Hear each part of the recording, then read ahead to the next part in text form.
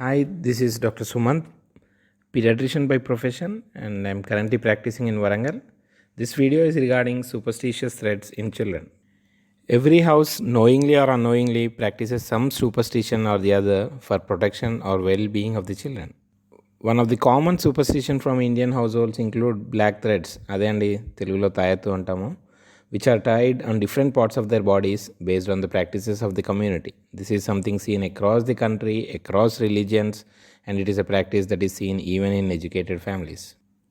As a doctor, we see many parents bringing their children with these superstitious threads around neck, wrist, etc., not realizing how harmful they are. In addition to my regular counseling in my clinic, I am bringing up an awareness video regarding the ill effects of these threads in children so that it reaches many parents.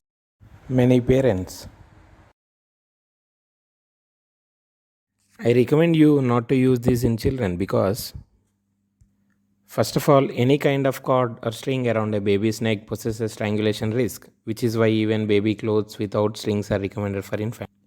This is an incident which has happened in 2018 in Uttar Pradesh, where 1-year-old baby accidentally hangs from thread tied around neck for good luck.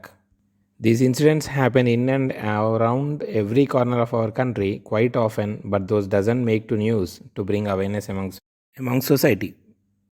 Threads around the waist are not a strangulation issue, but if it comes off, the baby can swallow it, causing accidental aspiration, choking, and asphyxia, leading to hospitalization and even death. This increases the chance of injury for your baby. The thread can get pulled while you dress and undress your baby, causing bruises and laceration in and around neck, ear, and face. If you tie the thread too tightly to prevent her from tugging or sucking on it, it could irritate your baby's skin or even come in the way of blood good circulation. These lockets, when accidentally swallowed, may cause metal poisoning, leading to severe complications and may lead to death. Even if the thread isn't tight at first, as your baby grows and puts on weight, it can quickly get too tight for them. And when the thread gets wet and stays wet for long, such as after you bath your baby or in summers when your baby sweats, it can cause rashes or a skin infection. These beads tied to the thread might be accidentally swallowed, leading to aspiration and causing severe lung problems and choking. Another fact is that this thread isn't chained every day, so it usually gathers dust and dirt from wherever the baby is lying or crawling. Whatever the material inside these will undergo denaturation and decompose over the time, and say it is the deadliest source of harmful organisms and will affect the baby for sure.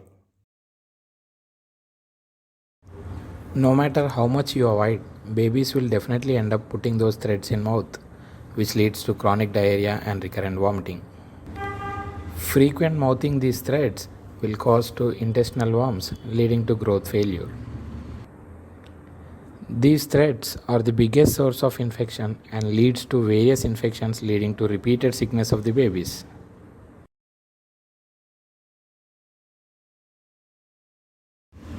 In December 20, 2018, FDA issues a warning against this usage in children because the risk of choking and strangulation.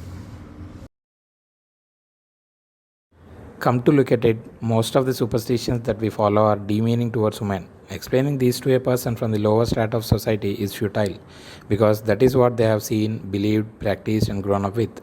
Their faith won't change overnight. But the saddest part is, even the educated and sophisticated fall prey to this, allowing their lives to be considerably defined by the things that mean nothing. We as parents often don't realize that our habits, functions, and reactions would be the first thing to reach our children. By letting those superstitions to control us considerably, we only expose our weaknesses and stop the upcoming generations to approach life more meaningfully and scientifically. We allow the fear of the unknown to overpower us and pass that insecurity to our children too. But had we spent more time in enhancing our knowledge and tackling the unknown in a more practical way, wouldn't it be rather self-rewarding? Many might argue that these are the different ways in which we secure peace of mind, and that's exactly where I come from. Why should these be the source of our peace of mind? I find a lot of people talking against the evils of society, but seldom do we realize that most of these evils, be it corruption or discrimination or lack of education, usually stems from the superstitions that we grow up with.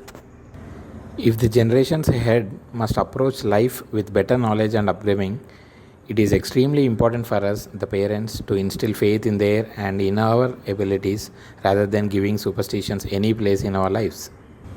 Once we allow it to take over our confidence, it only enters deeper, affecting our lives further with each passing day. And the final saying for my video is, fear for the unknown can never be healed by the unknown.